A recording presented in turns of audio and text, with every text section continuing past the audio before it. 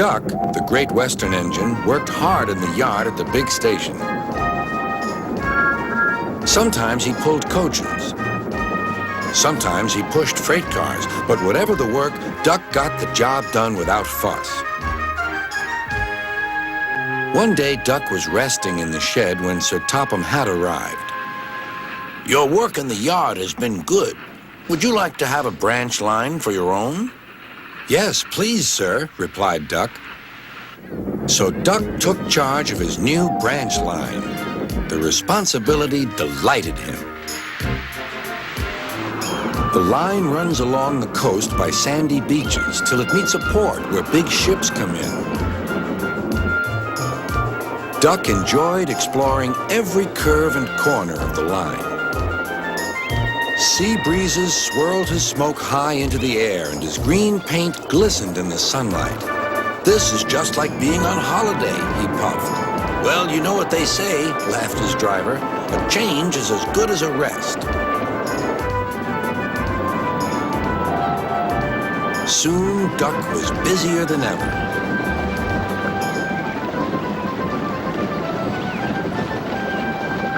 Sir Topham Hatt was building a new station at the port. Duck pulled the heavy freight cars wherever they were needed. Bertie looked after Duck's passengers, and the other engines helped too, but the work took a long time. Noise and dust filled the air. "Don't worry," whistled Toby. "The station's nearly finished." "And on time, too," said Duck thankfully. Duck felt his responsibility deeply and talked endlessly about it. "You don't understand, Donald, how much Sir Topham Hatt relies on me." "Ach, aye," muttered Donald sleepily. "I'm Great Western, and I—" "Quack, quack, quack." "What?" "Ye heard? Quack, quack, ye go. Sounds like ye'd an egg laid.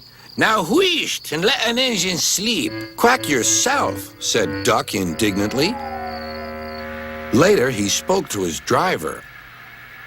"Donald says I quack, as if I'd laid an egg." "Quack, do you?" pondered his fireman.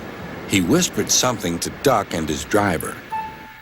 They were going to play a joke on Donald and pay him back for teasing Duck. The engines were busy for the rest of the day, and nothing more was said.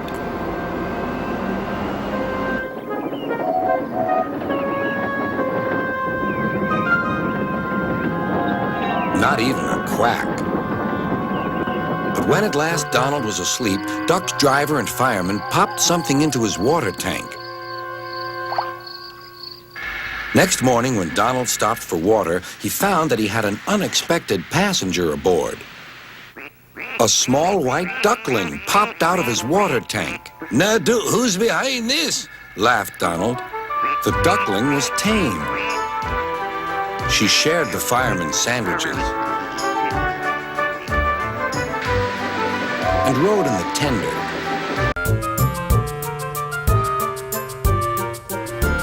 The other engines enjoyed teasing Donald about her.